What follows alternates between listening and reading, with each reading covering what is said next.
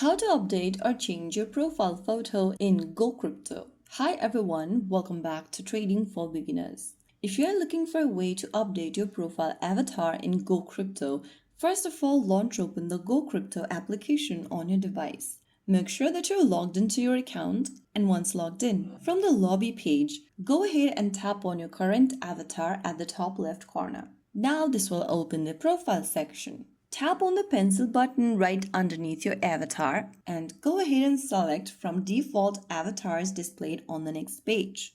Choose any one avatar you would like to use and click on Change Avatar at the bottom. Now you'll need to watch through an ad, and after watching it, you'll be able to change your avatar right away. So that is how it's done. If you found the video helpful, don't forget to like, share, and subscribe to our channel. I will be back again in the next video. Stay tuned and thanks for watching.